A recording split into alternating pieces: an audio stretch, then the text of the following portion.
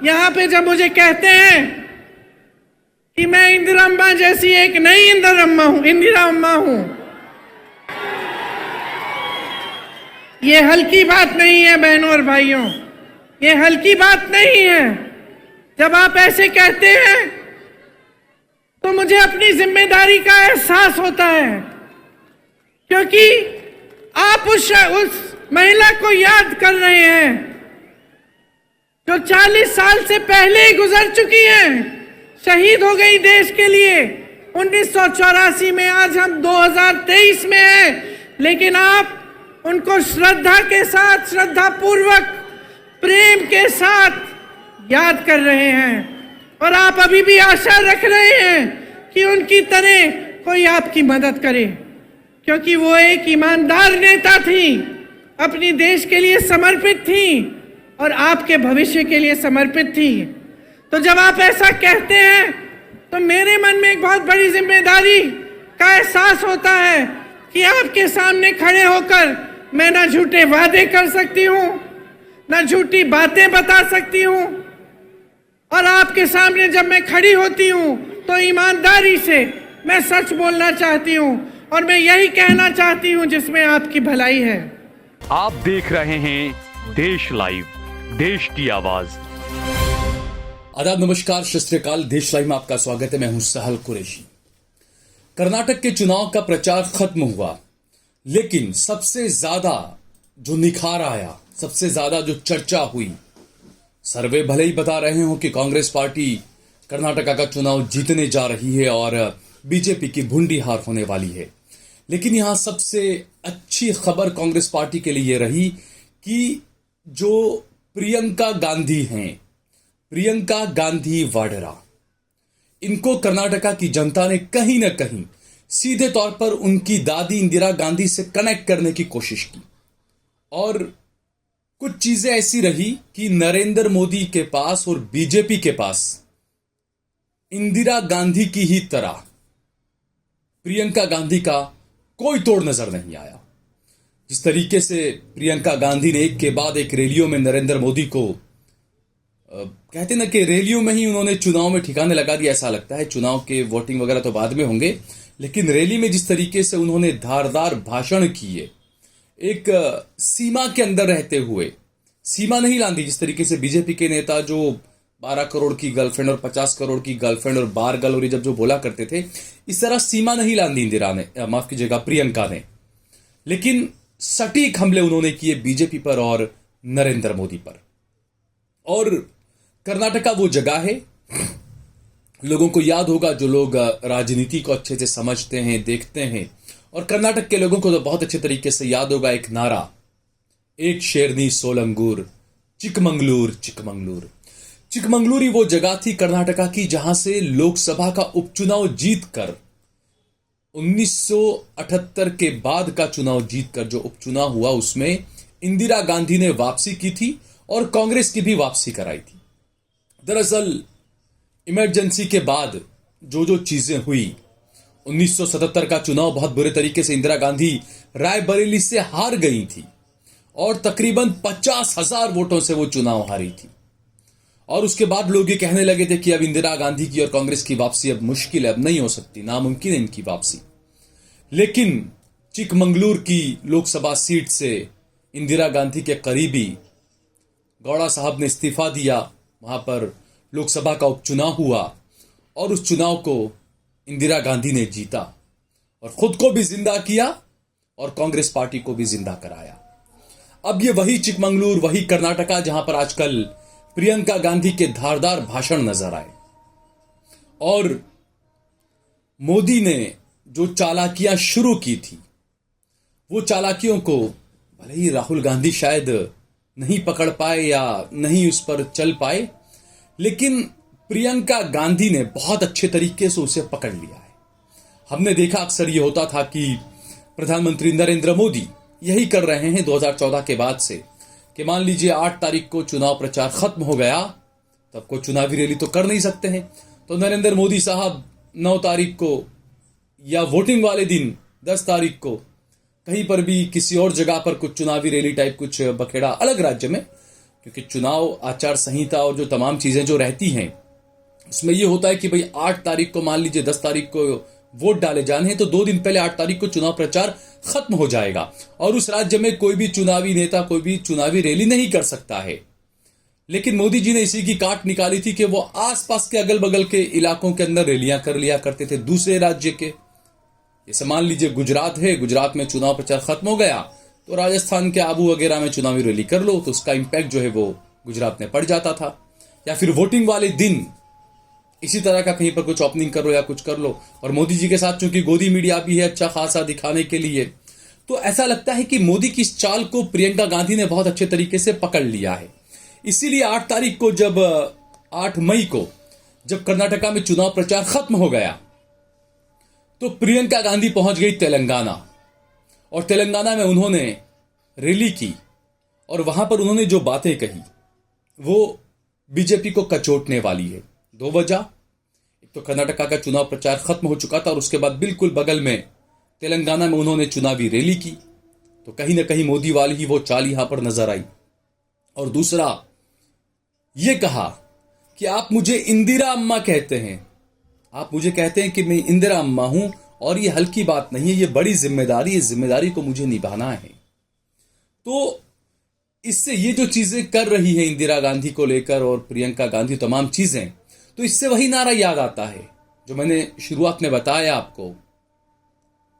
एक शेरनी 16 अंगूर चिकमंगलूर चिकमंगलूर। और ये वही मोदी जी का दिखाया रास्ता जो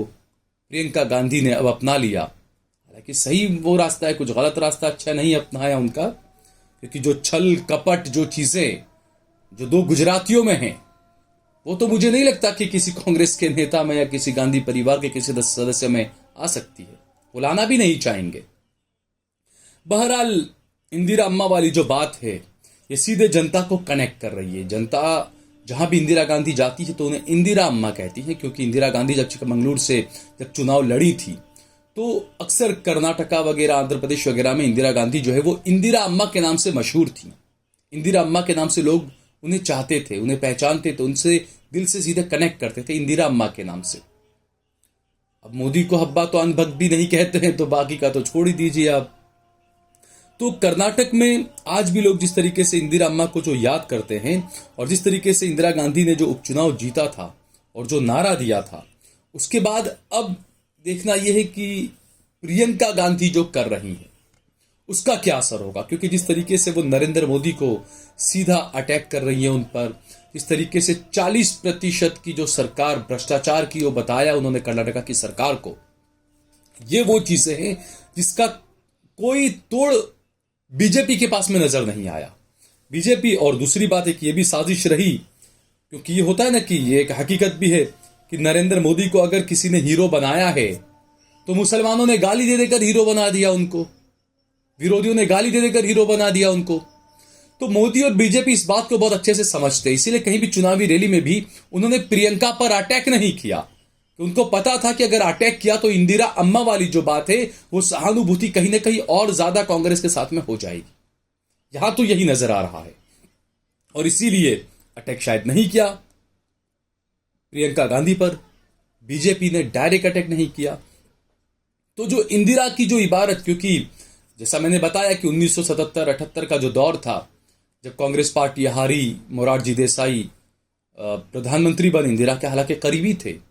लेकिन वो प्रधानमंत्री बने और उसके बाद में ऐसा लगने लगा कि भाई उस टाइम पे कांग्रेस आई हुआ करती थी तो लोगों को लगा कि अब कांग्रेस बिल्कुल खत्म हो गई, इंदिरा गांधी का सूरज जो है अब डूब चुका है।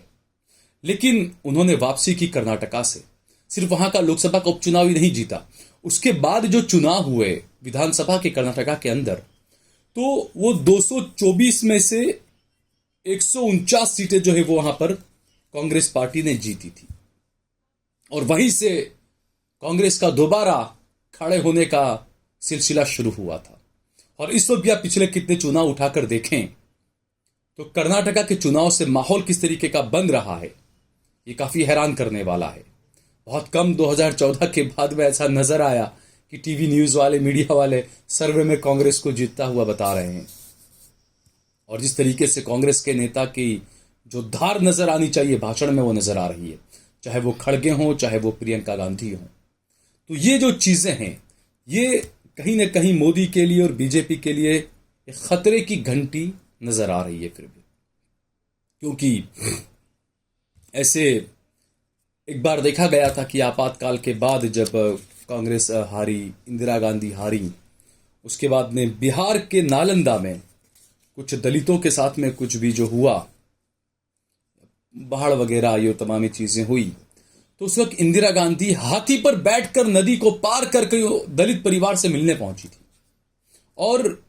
जब वो हाथी पर बैठी, नदी पार की, सोचिए आप, कोई नेता हाथी पर बैठकर नदी पार कर जा रहा है दलितों से मिलने के लिए। और जब वो दलितों के पास पहुंची तो उस दलित परिवार ने अपनी अलमीरा में से एक साड़ी निकालकर इंदिरा को दी, क्योंकि इंदिरा की साड़ी गंदी हो गई थी।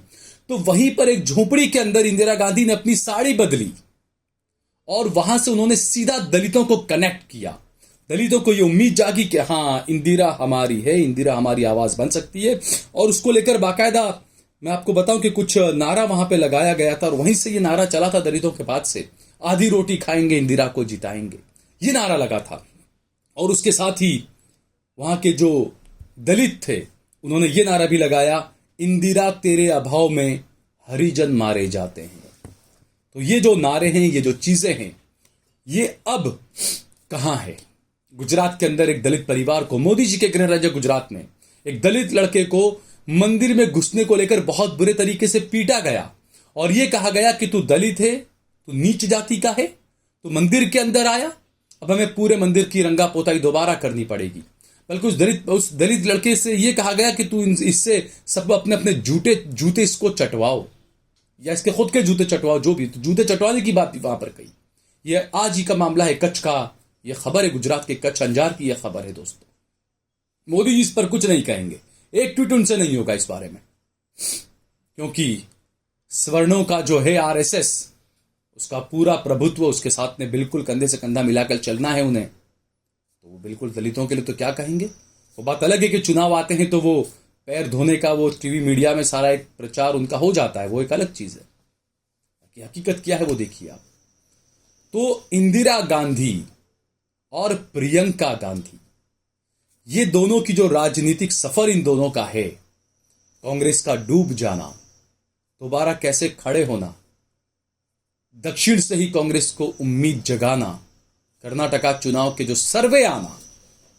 और मोदी पर लगातार हमले किया जाना। अब देखते हैं 10 मई को वोट डाले जाएंगे और 13 मई को नतीजे आ जाएंगे। तो देखते हैं आखिरकार जनता क्या इंदिरा अम्मा के नारे में कांग्रेस पार्टी पर यकीन करती है, या प्रियंका गांधी के जो 40% भ्रष्टाचार का जो आरोप लगाया उन्होंने बीजेपी की मौजूदा सरकार पर, कर्नाटका की, क्या उस पर यकीन करती है, या मोदी के बजरंग बली और बाहुबली और तमाम जो चीजें चल रही है, क्या उस पर भरोसा करती है जनता? ये जल्दी अब पता चलेगा। अगर आपको ये वीडियो पसंद आई हो तो इस पर कमेंट करें, इसे लाइक करें, इसे ज्यादा से ज्यादा शेयर करें। अगर आपने हमारा चैनल देश लाइव सब्सक्राइब न किया हो तो हमारे चैनल को जरूर सब्सक्राइब करें।